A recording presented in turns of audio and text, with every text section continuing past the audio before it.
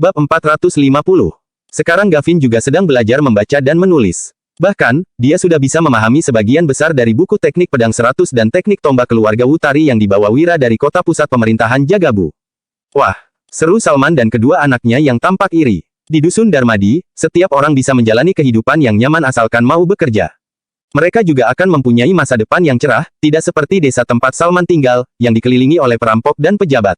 Kalaupun mereka sekeluarga bekerja keras selama setahun, hidup mereka tetap kekurangan setelah membayar pajak dan menyerahkan makanan.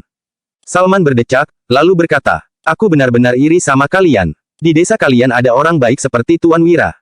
Gavin menyeringai dan menimpali, "Nggak perlu iri, besok Tuan Wira akan pergi ke Kabupaten Hiloka, kehidupan kalian akan makin baik." "Apa mungkin itu bisa terjadi?" tanya Salman yang tidak percaya. Sejujurnya, kalaupun para penduduk desa mengumpulkan giok air bersama-sama dan mengirimkannya ke desa Tomomu, paling-paling mereka hanya bisa memenuhi kebutuhan sehari-hari. Kehidupan mereka tidak mungkin bisa semakmur Dusun Darmadi. Bagaimanapun, para penduduk di desa Salman harus tunduk pada perampok dari Gunung Beruang Hitam, Gunung Rubah Putih, dan Ngarai Naga Biru. Para perampok ini pasti akan memeras penduduk desa, selain itu, para pejabat pasti akan datang memungut pajak kalau tahu penduduk desa menghasilkan uang. Jadi, mereka akan diperas lagi. "Kalian harus percaya sama Tuan," ujar Gavin, kemudian, dia mengalihkan topik. "Apa kalian tahu tentang orang-orang di tambak garam Vika? Setelah Tuan pergi ke sana, garam mereka yang awalnya dijual 8 gabak per kilogram langsung naik menjadi 16 gabak per kilogram. Sekarang, kehidupan warga di sana nggak kalah dari kami. Jadi, setelah Tuan pergi ke desa kalian, kehidupan kalian pasti akan menjadi lebih baik, asalkan kalian mendengar perintah Tuan," lanjut Gavin. Gavin, kamu tenang saja. Kami pasti akan mendengar perintah Tuan Wira," sahut Salman dan kedua anaknya sembari mengangguk. Mereka bersedia melakukan apa saja asalkan bisa kenyang, makan daging, dan mengenakan pakaian tebal. Keesokan harinya, Molika dan Jamal yang menunggangi kuda memimpin perjalanan ke Kabupaten Hiloka. Sementara itu, Wira berangkat dengan membawa 40 tentara senior pasukan Zirah Hitam, 100 tentara pensiun, 60 pemuda dari tim pengawal, 50 baju zirah, 200 busur silang zeta, makanan, kereta kuda, serta Salman dan kedua anaknya. Pagi-pagi, pasukan kereta kuda yang panjang datang ke Kabupaten Uswal sehingga membuat pasukan penjaga tembok kota terkejut. Bagaimanapun, pasukan sebanyak ini terlihat seperti perampok yang datang menyerang kabupaten. Untung saja, pasukan penjaga mengenali orang-orang dari Dusun Darmadi. Begitu melihat Danu dan Dodi, pasukan penjaga pun membiarkan rombongan Wira masuk. Kedatangan mereka langsung menggemparkan seluruh kabupaten. Sebelum pasukan kereta kuda melewati tembok kota, Fadil dan Regan bergegas kemari. Fadil bertanya sembari tersenyum canggung. "Tuan Wahyudi, Tuan Zabran, untuk apa kalian membawa begitu banyak anggota? Setiap kali Wira masuk ke kabupaten, dia pasti akan melakukan pembantaian. Bahkan, semua keluarga kaya kabupaten sudah dihabisi semua. Kali ini, Wira datang membawa pasukan besar. Entah siapa lagi yang akan dia habisi, jangan-jangan Fadil." Terakhir kali, Fadil yang menyinggung Wira pergi ke kediaman keluarga Wibowo untuk meminta maaf.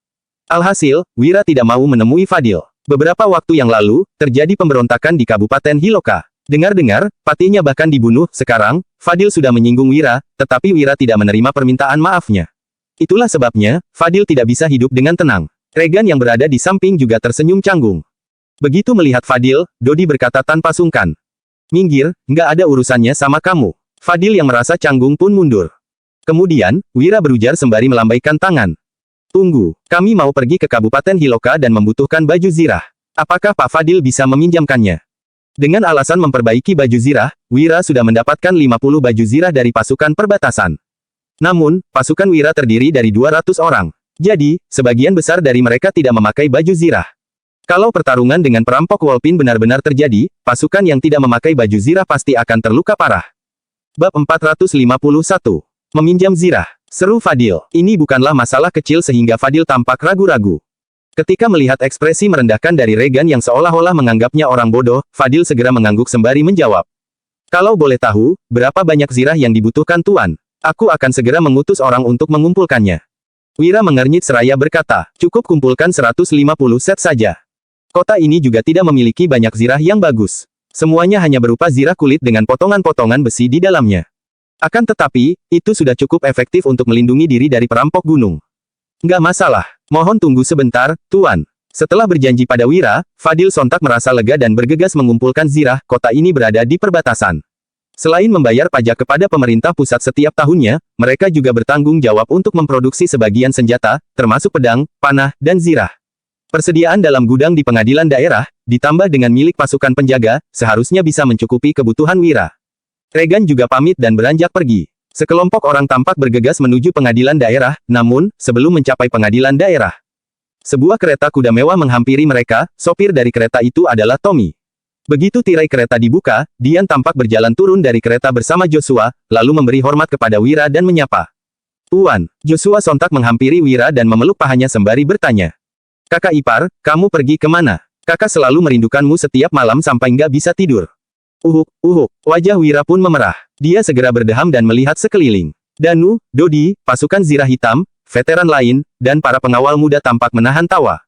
Dian menegur, "Joshua, jangan bicara sembarangan." Dian yang wajahnya sudah memerah sontak mendekap Joshua, lalu berkata dengan suara lembut. "Maaf, Tuan." Joshua masih kecil dan nggak mengerti apa-apa. Mereka memang telah mengungkapkan perasaan satu sama lain sebelumnya, bahkan pernah berciuman dalam sebuah momen, tetapi di depan umum, Dian dan Wira masih merasa canggung. "Aku nggak akan perhitungan dengan anak kecil," ucap Wira. Dia tidak terlalu mempermasalahkan itu dan melambaikan tangannya. Kemudian, Wira mengalihkan topik pembicaraan dengan bertanya. "Jadi, bagaimana kamu bisa tahu aku datang?" Dian menjawab. "Tuan, kamu membawa begitu banyak orang ke dalam kota, jadi semua keluarga besar di kota mengetahuinya." Wanita itu kembali bertanya dengan penasaran. "Tuan, kamu akan pergi kemana?" Wira tidak ingin menyembunyikan apapun sehingga menjawab. "Ke Kabupaten Hiloka." Raut wajah Dian tiba-tiba menjadi khawatir, lalu dia bertanya. "Apa yang sebenarnya terjadi?" Levon memulai pemberontakan di Kabupaten Hiloka dan sekarang Wira hendak pergi ke sana dengan membawa pasukannya. Hal ini membuat Dian memiliki firasat yang sangat buruk. Wira menjawab. "Hanya masalah kecil, aku akan menanganinya dengan baik." Sembari mengelus kepala Joshua, Wira berbalik untuk menghampiri Tommy dan berkata, "Tommy, ikut denganku." Ekspresi Dian sedikit gemetar dan sorot matanya penuh dengan kekhawatiran. Tommy yang kebingungan mengikuti Wira ke sebuah sudut. Kemudian, dia bertanya dengan hati-hati. "Tuan, apa kamu pergi ke Kabupaten Hiloka untuk mencari Kak Levon?" "Iya, dia menangkap Paman Fandi, bahkan menulis surat untuk menipuku ke sana," jawab Wira. Setelah menjelaskan situasi secara umum, Wira pun berkata dengan ekspresi serius. "Terakhir kali, kamu bilang bahwa dia nggak suka denganku. Sebenarnya, ada apa? Aku bahkan nggak kenal dengannya sebelumnya." "Itu karena Nona Dian. Levon menyukai Nona, tapi Nona menyukai Tuan." Tommy ragu-ragu sejenak sebelum menasihati.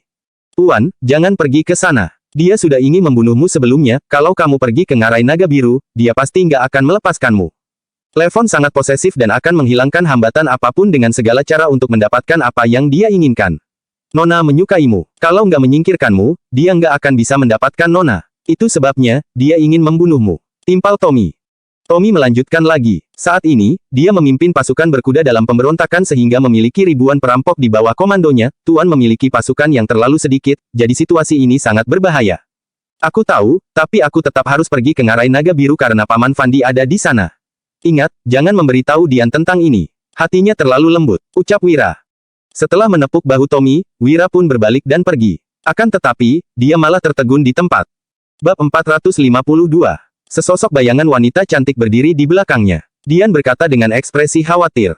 "Tuan, kamu nggak perlu mengambil risiko itu. Biarkan aku yang pergi ke Ngarai Naga Biru. Aku jamin pasti akan membiarkan Levon melepaskan Paman Fandi." Dian tahu bahwa Levon tertarik padanya, tetapi dia tidak pernah menyangka bahwa pria itu ternyata begitu posesif hingga menargetkan Wira. "Nggak boleh," tolak Wira. Pria itu menggeleng seraya menjawab tanpa ragu. "Kalau kamu pergi ke Ngarai Naga Biru, apakah dia masih akan membiarkanmu pulang?" Dian tercengang di tempat. Berdasarkan karakter Levon, dia memang mungkin akan menahan Dian jika dia pergi ke Ngarai Naga Biru. Wira pun berkata, "Kamu jangan ikut campur dalam masalah ini. Aku pasti akan menyelamatkan Paman Fandi." Namun, Dian berkata dengan khawatir, "Tapi, ada ribuan perampok gunung yang keji di bawah komandonya. Sementara itu, kamu hanya punya sekitar 200 pasukan, jadi bagaimana kamu bisa melawannya?" Wira berkata dengan nada meremehkan. Para perampok gunung adalah orang-orang yang nggak terorganisir dengan baik. Meskipun jumlah mereka banyak, mereka nggak akan bisa bersatu. "Jangan khawatir, aku punya rencana sendiri." Mengutus Molika dan Jamal pergi terlebih dahulu adalah langkah awal dari rencana Wira, hanya saja, dia tidak tahu metode manakah yang akan berhasil untuk menyelamatkan Fandi. Dian berkata, "Tapi, aku masih khawatir." Dia menundukkan kepala sembari berkata, Ketiga mantan suamiku mati di tangannya, bahkan ahli forensik pun nggak tahu metode apa yang digunakan Levon. Dia adalah orang yang sangat misterius. Ada banyak hal tentangnya yang masih membuatku bingung. Levon memiliki aksen wilayah selatan dan menguasai keterampilan bela diri sejak kecil. Dia bahkan tahu bagaimana cara melatih pasukan sehingga pasti bukan orang biasa. Aku akan berhati-hati, ucap Wira sembari memeluk Dian dan mengecupnya dengan lembut. Pria itu memegang pinggangnya seraya menenangkan dan memberi instruksi. Jagalah Joshua dengan baik di kota ini. Jangan sekali-kali berpikir untuk pergi ke Ngarai Naga Biru. Aku akan mengurus semuanya dengan baik. Dian berkata, baiklah. Lantaran terkejut oleh pelukan secara tiba-tiba dari Wira, Dian pun menjawab dengan suara rendah. Sosoknya yang bergetar merasa panas, Tommy segera berbalik dan menghadap ke arah lain. Keduanya berpelukan cukup lama sebelum akhirnya berpisah. Fadil dan Regan pun datang dengan membawa 150 set zirah. Fadil ragu sejenak sebelum akhirnya berkata, Tuan, aku nggak tahu apa yang akan kamu lakukan di Kabupaten Hiloka, tapi Wolfi melakukan pemberontakan di sana. Ada laporan bahwa mereka memiliki 4.000 hingga 5.000 pasukan. Sebaiknya kamu jangan terlibat dalam konflik dengan mereka, itu sangat berbahaya. Fadil mengatakan ini bukan karena dia sangat khawatir tentang keselamatan Wira, melainkan lebih kepada ketakutan bahwa zirah yang dipinjamkannya tidak akan kembali jika terjadi pertempuran. Sebab, dia yang akan bertanggung jawab atas hal itu. Wira berkata, dengan peringatanmu ini, aku akan menganggap dendam di antara kita berakhir. Setelah mengutus bawahan untuk mengambil zirah, Wira pun melambaikan tangannya dan pergi meninggalkan kota. Fadil merasa lega dan berkata kepada Regan, aku sudah bilang ada 4.000 hingga 5.000 pasukan Wolpin, kenapa dia sama sekali nggak khawatir? Regan tersenyum tipis sembari menjawab, bagi orang lain, 4.000 hingga 5.000 perampok gunung mungkin sangat menakutkan. Tapi, bagi Tuan Wahyudi, perampok sesedikit itu sama sekali nggak layak untuk disebut. Fadil benar-benar ingin berkata kasar. Apakah 4.000 hingga 5.000 perampok adalah jumlah yang sedikit? Itu bahkan bisa menandingi kekuatan militer sebuah kabupaten. Keesokan harinya, pada siang hari, di ruang rapat Ngarai Naga Biru, Levon yang memiliki julukan Wolfi tampak mengernyit sembari berkata, suratnya sudah dikirim selama beberapa hari, apakah nggak ada orang yang datang dari Kabupaten Uswal?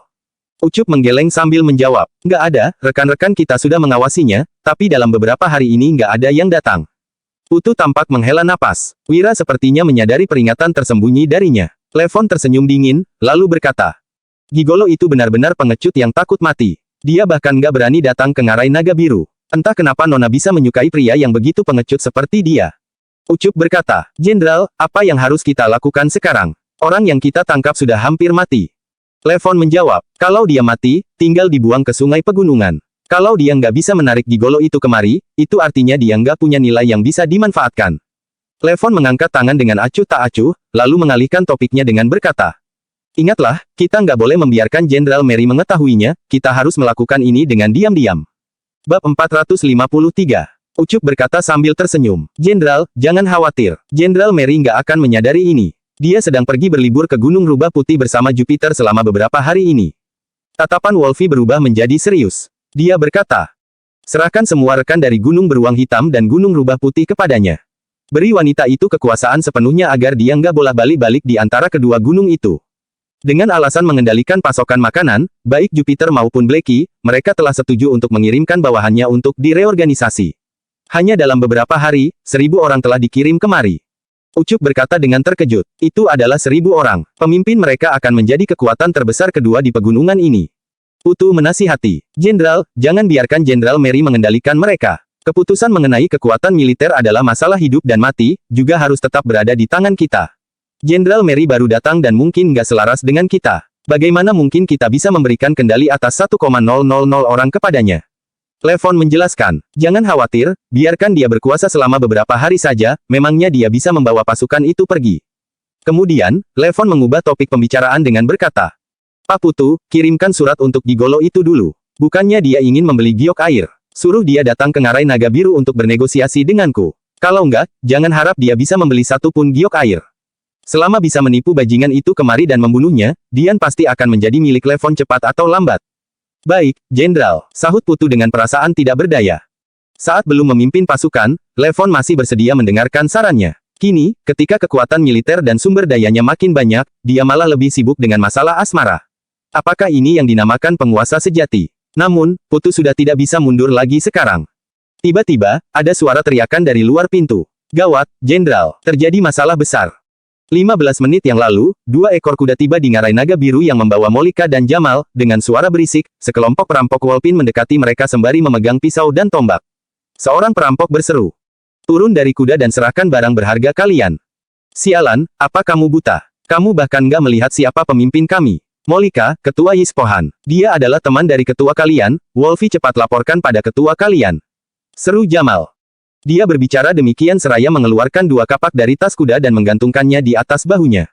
Wajah bulatnya penuh dengan ekspresi ganas. Molika menangkupkan tangan sambil tersenyum, lalu dia berkata, "Aku Molika dari Yispohan ingin melewati daerah ini. Tolong bantu sampaikan pada ketua kalian." Sekelompok perampok gunung itu tercengang. Tiba-tiba, seorang perampok yang mengenakan zirah sisik berseru, "Kenapa kalian masih bengong? Cepat minta maaf, dia benar-benar adalah Kak Molika."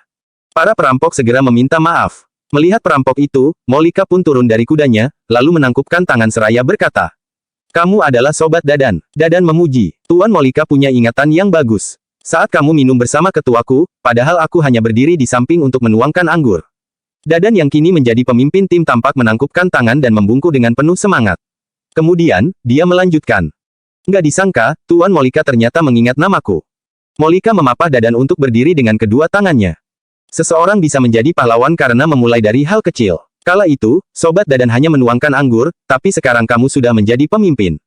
Ujian terselubung di balik kata-kata itu membuat Dadan sangat senang. Dia pun berinisiatif untuk membawakan kuda Molika sambil berkata, "Tuan Molika, apakah kamu datang kali ini untuk mencari Jenderal Mary?" Molika tercengang sembari berseru, "Jenderal Mary." Dadan pun menceritakan proses penahanan Mary secara singkat. Sambil berbicara, Molika memasuki wilayah gunung di mana para perampok bersembunyi. Banyak dari mereka yang memandangnya dengan tatapan heran. Mary adalah wanita yang sangat cantik, lantas mengapa kakaknya berparas sangat jelek? Apakah mereka benar-benar saudara kandung? Sementara itu, Molika merasa kesal dalam hatinya, tidak masalah jika Wolfie ingin memberontak, tetapi dia bisa-bisanya melibatkan Mary. Wolfie benar-benar tidak tahu diri. Beraninya dia membentuk dan melatih pasukan, dengan jarak yang tak jauh dari kota pusat pemerintahan Jagabu. Apabila benar-benar memicu perhatian pemerintah, pasukan dari perbatasan Loko akan datang dan memusnahkan mereka dalam sekejap. Tidak akan ada yang bisa melarikan diri. Molika berkata, "Nggak disangka, kalian ternyata melakukan sesuatu yang sebesar ini. Kalian benar-benar pahlawan." Bab 454.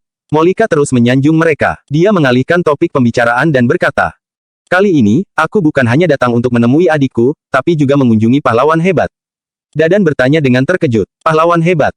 Molika menjelaskan dengan nada tinggi. Dia adalah veteran pasukan Zirah Hitam. Belum lama ini, dia diundang oleh Panglima Yuda untuk kembali ke medan perang di utara dan membunuh Raja Tanui dengan misil besar. Dadan bertanya, "Apa? Pahlawan hebat yang membunuh Raja Tanui dengan misil? Di mana dia sekarang?" Para perampok mulai gempar. Mereka mungkin membenci pasukan pemerintah yang sering mengejar mereka, tetapi mereka selalu menghormati pasukan Zirah Hitam yang menumpaskan bangsa Agrel, bangsa Lokus, bangsa Monoma, dan bangsa Yorat, terutama pahlawan hebat yang membunuh Raja Tanui. "Karena adikku ada di sini, kalian seharusnya juga pernah bertemu dengannya," jawab Molika. Dia melanjutkan sembari tersenyum lebar. "Dia adalah pria yang mendampingi adikku. Awalnya, dia adalah pengawal pribadi dari Panglima Dirga yang berada di urutan ke-38. Namanya adalah Fandi." "Apakah itu dia?" Banyak perampok mulai mengingatnya. Beberapa dari mereka yang ikut dalam pengejaran terhadap Fandi mulai merasa cemas. Pantas saja dia begitu kuat. Fandi berhasil membunuh lebih dari 30 rekan mereka. Ternyata dia adalah seorang pengawal pribadi dari pasukan Zirah Hitam. Dia bahkan membunuh Raja Tanui yang begitu kuat. Jamal terlihat santai, tetapi dia sebenarnya sedang mengawasi reaksi mereka. Molika melanjutkan. Sejak kematian Panglima Dirga, Fandi melepaskan zirahnya dan nggak bekerja untuk pemerintah lagi. Molika menimpali, meskipun dia sudah berprestasi besar karena membunuh Raja Tanui, dia masih enggan bekerja untuk pemerintah. Usai bertempur, Fandi langsung meninggalkan kota pusat pemerintahan Jagabu. Benar-benar pahlawan sejati. Para perampok terkesan. Membunuh Raja Tanui adalah prestasi besar yang akan membuat seseorang mendapatkan posisi tinggi dalam pemerintahan, tetapi Fandi malah memilih untuk pensiun dan hidup sebagai warga biasa. Jika Fandi menjadi pejabat, para perampok ini tetap akan kagum, tetapi akan ada jarak di antara mereka. Kini, setelah mendengar bahwa Fandi menolak tawaran menjadi pejabat dan hidup sebagai warga biasa, para perampok pun makin menghormatinya dan merasa dekat dengannya. Dadan tak kuasa bertanya, "Kalau begitu, bagaimana Tuan Molika dan Jenderal Mary bisa kenal dengannya?" Molika menjawab, "Meskipun Fandi sudah pensiun dari pasukan Zirah Hitam, Panglima Yuda nggak pernah menyerah. Dia menyebar pengumuman di seluruh kota pusat pemerintahan Jagabu untuk mencari jejaknya." Molika menghela napas seraya melanjutkan. Panglima Yuda mengkhawatirkan keselamatannya, bahkan mengutus orang-orang ke pegunungan sekitar untuk memberi peringatan kepada kita. Siapapun yang berani menyerang Fandi, akan menghadapi serangan dari pasukan Panglima Yuda. Semua orang terperanjat. Beberapa perampok yang pernah berpartisipasi dalam serangan terhadap Fandi bisa merasakan keringat dingin yang mengalir di dahinya. Untungnya Panglima Yuda tidak tahu bahwa mereka hampir membunuh Fandi. Jika tidak, mereka akan berada dalam masalah besar. Molika pun melanjutkan ceritanya. Ketika dia melewati Ispohan, kami mengenali dia, lalu adikku ingin belajar teknik panahan darinya. Awalnya, Fandi menolak, tapi adikku bersikeras mengikuti dia. Aku nggak bisa membiarkan adikku sendirian, jadi aku juga mengikutinya. Akhirnya, aku menemukan bahwa dia sedang bekerja untuk seorang pemuda. Dadan dan banyak perampok mendengarkan dengan penuh perhatian. Molika berkata, kali ini, aku pergi mengunjungi pemuda itu dan mengetahui bahwa pasukan Panglima Yuda juga telah menemukan mereka. Panglima Yuda akan kembali ke ibu kota kerajaan untuk melaporkan tugasnya dan dia berencana membawa Fandi bersamanya untuk bertemu dengan raja. Pemuda itu menyuruh mereka untuk datang ke Ngarai Naga Biru. Timpal Molika. Apa? Banyak perampok yang pernah berpartisipasi dalam pengejaran Fandi tampak sangat terkejut. Dadan juga merasa cemas hingga dahinya bercucuran keringat dingin. Kemudian, dia berkata, Tuan Molika, Jenderal Mary berada di Ngarai Naga Biru sekarang, tapi pahlawan Fandi sudah meninggalkan tempat ini beberapa hari yang lalu. Bagaimana bisa? Aku nggak bertemu dengannya di perjalanan. Molika tampak terkejut, lalu melambaikan tangannya dengan acuh tak acuh seraya berkata, lupakan saja, lagi pula, itu bukan urusanku. Aku datang untuk menemui adikku, Mary. Di mana dia? Dadan menjawab, Jenderal Mary diundang oleh Jenderal Jupiter untuk bermain di Gunung Rubah Putih. Mohon sampaikan salamku kepada Sobat Wolfie dan beritahu dia bahwa aku akan datang lagi untuk menjumpainya nanti. Ujar Molika. Dia menangkupkan tangannya dan berbalik tanpa ragu, lalu berkata kepada Jamal. Ayo, kita pergi ke Gunung Rubah Putih. Kedua orang itu sontak menunggangi kuda ke Gunung Rubah Putih. Para perampok yang ditinggalkan merasa bingung. Saat berikutnya, ada seorang perampok yang menyadari situasi dan wajahnya memucat. Dia bergegas menuju gunung sambil berseru. Gawat, ketua, terjadi masalah besar. Bab 455. Apa? Seru Levon. Di dalam ruang rapat, ekspresi dari Levon yang memiliki julukan Wolfie itu tampak tak menentu setelah menerima kabar tersebut. Dengan membunuh 30 orang menggunakan senjata ajaib yang bisa menghancurkan besi dengan mudah. Levon tahu bahwa Fandi bukanlah orang biasa. Namun, dia tidak pernah menduga bahwa Fandi ternyata adalah pengawal pribadi pasukan Zirah Hitam. Dia juga terlibat dalam pembunuhan Raja Tanui dan memiliki hubungan dengan Panglima Yuda. Akan tetapi, Levon juga memiliki keraguan. Bagaimana mungkin pahlawan hebat seperti Fandi bersedia menjadi bawahan dari penyair dan gigolo rendahan seperti Wira? Selain itu, pertemuan kembali antara Mary dan Molika dengan Wira juga membuatnya merasa sangat aneh. Ketua kedua dari Ngarai Naga Biru yang kini menjadi Letnan Jenderal, Ucup, berkata seraya berkeringat dingin. Jenderal, cepat lepaskan Fandi, Molika memang mengatakan yang sebenarnya. Fandi benar-benar adalah pengawal pribadi dari pasukan Zirah Hitam. Dia bahkan memiliki zirah hitam, yang diambil oleh anak buah ketika menangkapnya mereka ingin membersihkannya dulu sebelum menyerahkannya kepadamu, lanjut Ucup. Levon memandang Ucup dengan tatapan tajam, bajingan ini memang berbicara seperti itu, tetapi sebenarnya dia ingin menjadikan zirah hitam itu hak miliknya. Bagaimana mungkin Levon tidak tahu? Apabila sejak awal tahu bahwa Fandi adalah pengawal pribadi dari pasukan Zirah Hitam, situasinya pasti tidak akan menjadi serumit sekarang. Jenderal, mari kita segera lepaskan Fandi, kalau Panglima Yuda membawa pasukannya kemari, semuanya akan terlambat. Jenderal, 100.000 pasukan bangsa Agrel bahkan ditaklukkan oleh Panglima Yuda. Kita nggak akan mampu menghadapinya. Jenderal, nggak bisa dibiarkan begitu saja, kita juga harus meminta maaf. Kalau nggak, Fandi pasti akan memberitahu Panglima Yuda. Para perampok gunung lainnya mendesak Levon untuk melepaskan Fandi. Reputasi seseorang layaknya bayangan pohon. Panglima Yuda memiliki reputasi yang luar biasa dan didukung oleh pencapaian perang seperti ini. Meskipun berada di pegunungan, mereka juga tidak memiliki kepercayaan diri untuk menghadapi Panglima Yuda yang mampu menumpaskan bangsa Agrel. Setelah sekian lama, Levon pun berkata seraya mengernyit.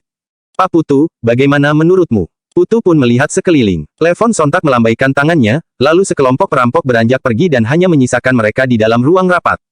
Putu membungkuk seraya berkata, Jenderal, masalah ini harus dilihat dari dua sisi.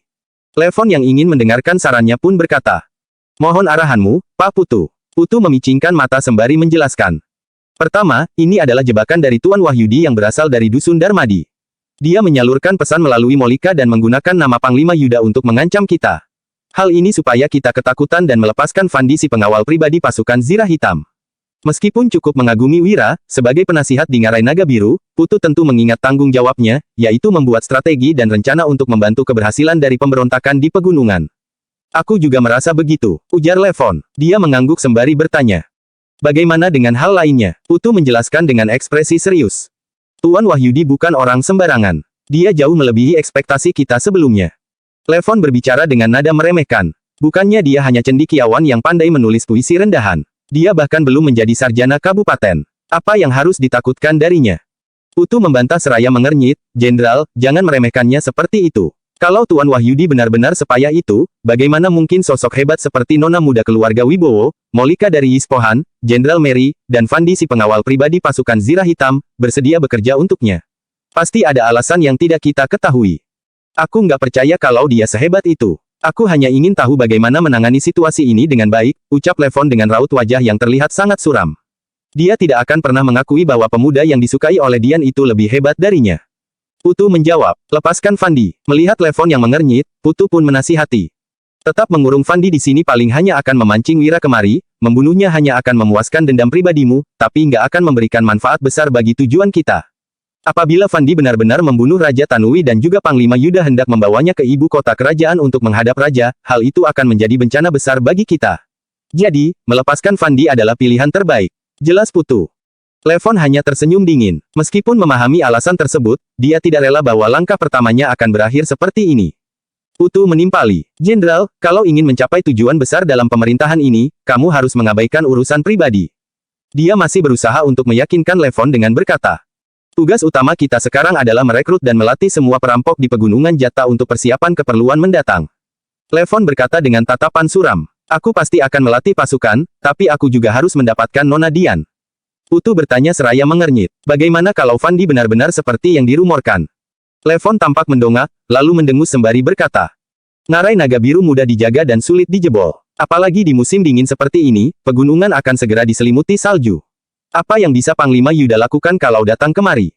Selain itu, bukannya dia harus kembali ke ibu kota kerajaan untuk melaporkan tugasnya?